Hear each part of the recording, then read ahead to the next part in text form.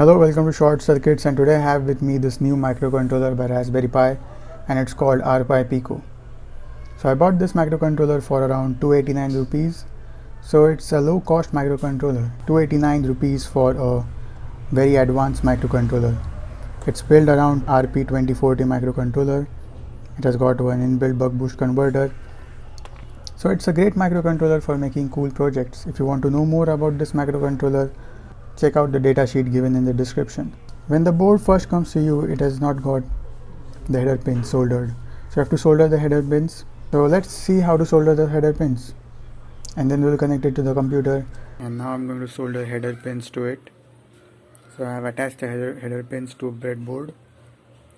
And I'm just going to place this board on top of such that the header pins pass through each hole and it's placed properly. Now I'm going to solder it.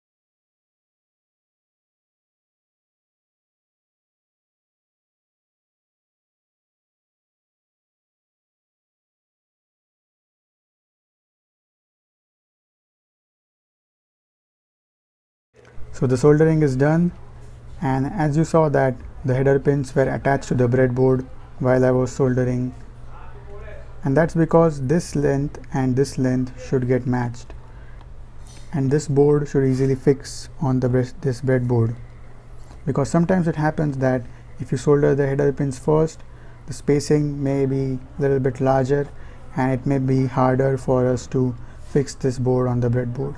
So that was a short tip, that first connect this header pins to the breadboard and then solder. So now let's move on to connecting this board to the computer. So before connecting it to the computer, I would like to share two links. First one is TK Harijan's blog post that I will mention in the description. TK Harijan is a very famous electronic writer. He's an electronic enthusiast who writes for EFI magazine, Electronics for You magazine. And the second link is the Raspberry Pi's quick start on Pi Pico. So check out these two links and it will help you. Now let's get started. Let's connect this board to the computer. So now we are going to connect this Pi Pico to our USB COM port of our computer, and the way we are going to do it is by pressing this boot cell button, this white button on the Pi, and I'm going to press this, and while it's being kept pressed, I will insert the USB, and this will boot the board into a USB storage device which is named RPI-RP2, and in this file, on this storage device, we need to drag and drop our UF2 file, which we need to download from MicroPython website. The link I will provide in the description. So micropython.org, and you go to downloads. Here we have Pi 2040 microcontroller. Click on this and then download this latest UF2 file, and once the downloading is done, you will see that I have downloaded it many times, and now I'm going to drag and drop this UF2 file, and once that's done, this downloading is complete. The Pi will disconnect. Our Pi is now compatible with MicroPython. So we have successfully made it MicroPython programmable. So before moving on to the next step, let's talk about what is MicroPython. So MicroPython is basically Python which runs on microcontroller boards. Its inventor, Damien P. George, modified Python such that it becomes compatible with microcontrollers. Its future, because as you may see that 8051 was programmed by assembly language in the beginning, but later came C++, the C language, and now we have Python, Java, these higher level languages, but we see that these languages are not compatible with the microcontrollers. Damien P. George did a great work of making this programming language available to the embedded developers, because Python is a scripting language. We can error correct easily and test code line by line. We can test the program line by line in a shell or using a REPL. So let's move on to the next step and download the IDE for Pi Pico. So once the UF2 file is uploaded to our Pi Pico, now you can directly connect the USB cable. You don't need to press this boot cell button. You just directly connect it like this. So let's download IDE for our Pi Pico, and the name of that IDE is Thorny. So search Thorny IDE on Google. Click on the first result, thorny.org. The link is given in the description. Click on that link and you will find this page, and on the right hand side you will find download version for Windows, Mac and Linux. So download according to the OS you are using, and once Thorny is downloaded, all the files are extracted. Create a desktop icon and you will see TH icon on the desktop. That's Thorny. Now open Thorny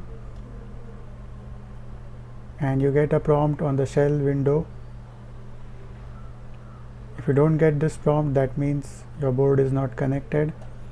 And on the right hand side corner you will find it written MicroPython, in the bracket your board name, Pi Pico. Now if this is not mentioned, you have to click on this and select the board that you are using.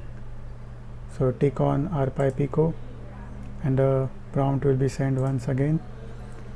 And now we are ready to program. So let's write simple code to print hello world. Print hello world, and hello world is printed. So now let's turn on the onboard LED. For that we need to import machine. From machine import, we need to import pin, and we are assigning pin 25 as the output. So we'll write LED is equal to pin 25 comma pin dot out. So pin 25 is connected to our onboard LED. Let's check whether the LED turns on or off. So we will write LED dot on, and the LED turns on. And if I write LED dot off, the LED turns off.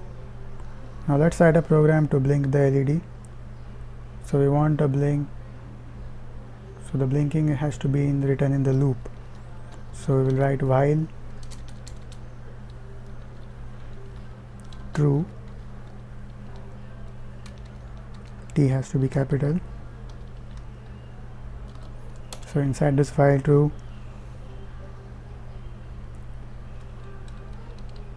so in order to blink we need a delay function. So we have not imported the delay function, so we'll get an error here. So what we will do now, we'll stop and we'll start again. So this part of code remains same. So we'll copy and paste.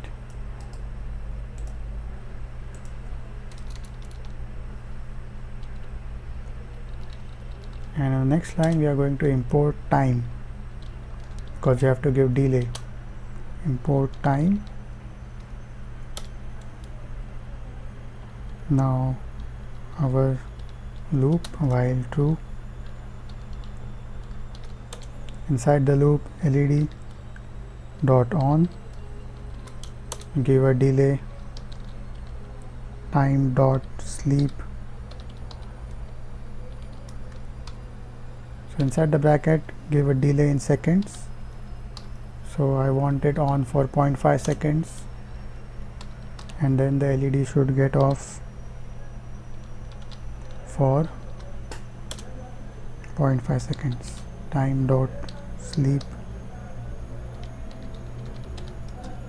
0.5,